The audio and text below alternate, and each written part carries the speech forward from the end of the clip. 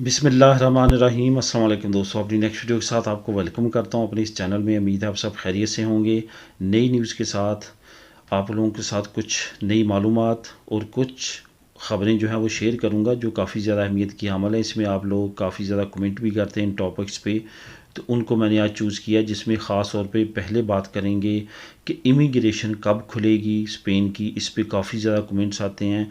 National police ने नई कार्रवाई किन लोगों के ख़िलाफ़ शुरू की है, उसमें आपने भी मुहतात रहना है। वो कौन सी कार्रवाई है उस पर बात करेंगे। यूरोपियन सेटलमेंट स्कीम के बारे में भी कुछ नई अपडेट्स हैं, वो उस पर बात करेंगे।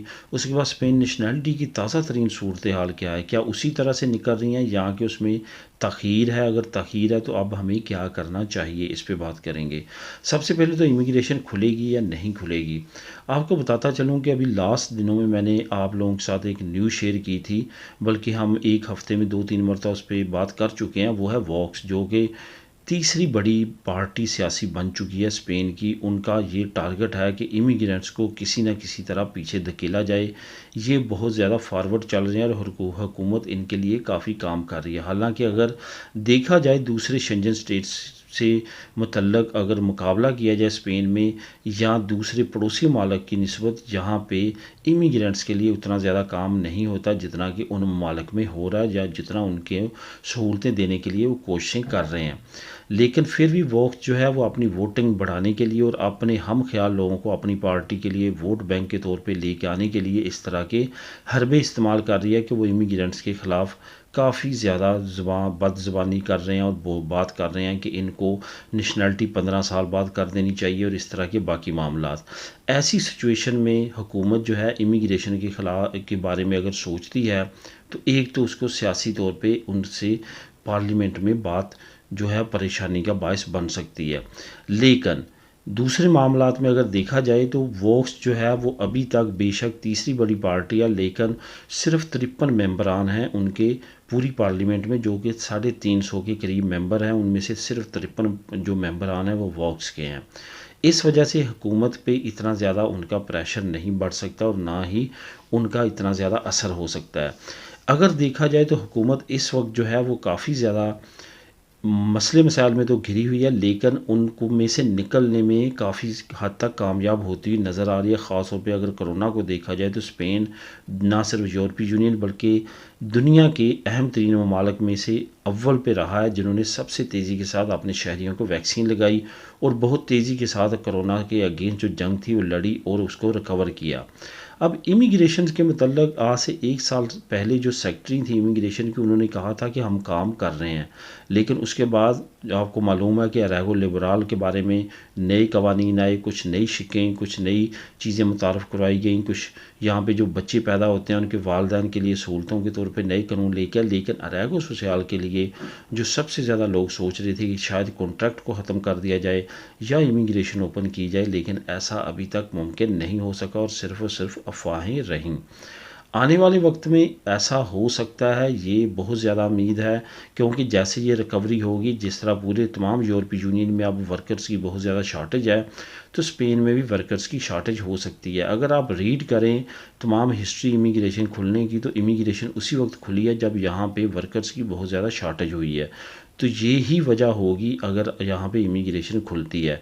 जब वर्कर्स की शार्टेज होगी और हुकूमत महसूस करेगी कि बहुत बड़ी तादाद में लोग इलीगल हैं, उनको लीगल करने का प्रोसेस है, करना चाहिए, तो उस वक्त इमिग्रेशन ओपन हो जाएगी। अदरवाइज़ अगर कोई भी ऑर्गेनाइजेशन स्पेन हुकूमत को डायरेक्टली या इनडायरेक्टली कहती है कि इमिग्रेशन खोल लो, तो उनका जवाब यही होता है कि अरेगो सोशल की सूरत में, क्योंकि हमने ऑलरेडी ये निज़ाम मुतारफ़ करवाया, तो ये एक इमिग्रेशन ही है जो 3 साल पूरे करता है, हम उसको इमिग्रेशन दे देते हैं। ये उनका आंसर आता है, एक नहीं कई मरतबा उनका आंसर आ चुका है।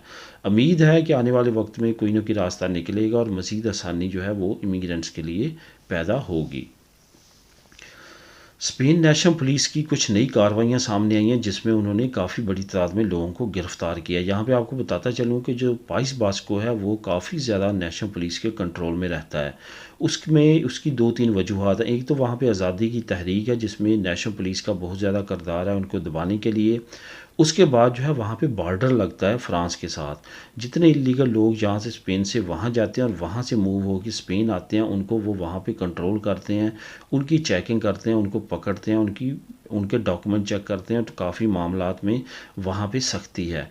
वहाँ पे अगर आप पधरौना में तो पैसे लेके किसी से करवाते हैं और उनको पता चल जाता है तो आपके ख़िलाफ़ सख्त कार्रवाई होती है और आपको अदालत तक लेके जाते हैं वो। अभी पिछले दिनों क्या हुआ कि एक घर में 75 लोगों की पधरौना में तो करवाई गई और उनको उनसे हर महीने पैसे लिए जाते थे। उनको गिरफ़्तार किया गया है और जनता मिंतों के तावन से नेशनल पुलिस को ये तमाम डाटा मिला है और उन्होंने अब तहकीकात शुरू कर दी हैं। ये याद रखें कि पैसे लेके आप कोई भी इस तरह का लीगल काम करवाते हैं एज ए एजेंट तो आप पे बहुत बड़ा केस बनता है। इस वजह से ऐसे कामों से इज्तनाब करें। ये ज़रूरी नहीं है कि आप पाइस बास्को में ही आपको ये परेशानी हो सकती है, आपको स्पेन के किसी कोने में भी हो सकती है। मदद करें लेकिन पैसे लेके इस तरह के काम ना करें ताकि आपको आने वाले वक्त में उसी तरह से परेशानी ना उठाना पड़े। पाइस बास्को में क्योंकि अमदाद मिलती है, अयूदा मिलती है, लोग अपनी रजिस्ट्रेशन चलाते हैं, चलाने के बाद वो अप्लाई करते हैं क्योंकि एक ख़ास मुद्दत की वो मांगते हैं कि आपको वहाँ पे पधरौना में तो चली होनी चाहिए। यही वजह है कि वहाँ पे एक एक घर में पैसे लेके लोग बहुत बड़ी तादाद में लोगों की रजिस्ट्रेशन करवाते हैं।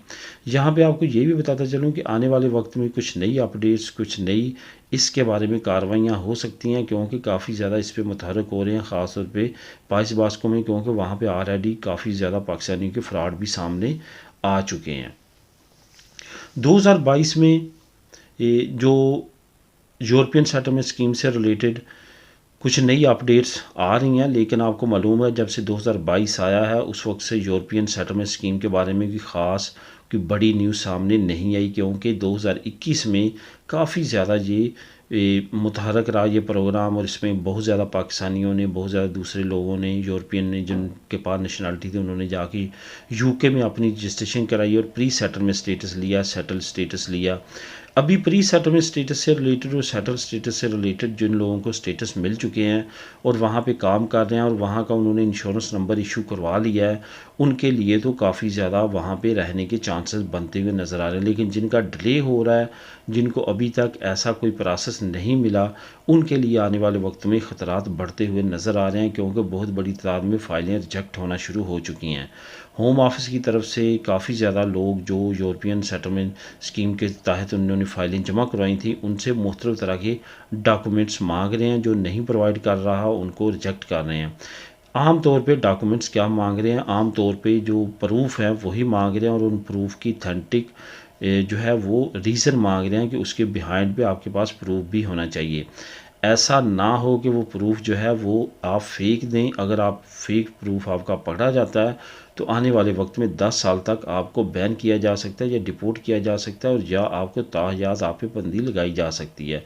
यूरोपियन सेटलमेंट स्कीम में वो लोग जो हैं वो जिनके अभी तक केसेस के आंसर नहीं आए, उनके लिए ये रिस्क इसी सूरत में हो सकता है अगर उनका जो प्रूफ है वो फेक है। अगर उनके प्रूफ जो है वो जेन्युइन है तो फिर उनको परेशान होने की बात नहीं है, वो इंशाल्लाह ताला उनका केस अप्रूव हो जाएगा।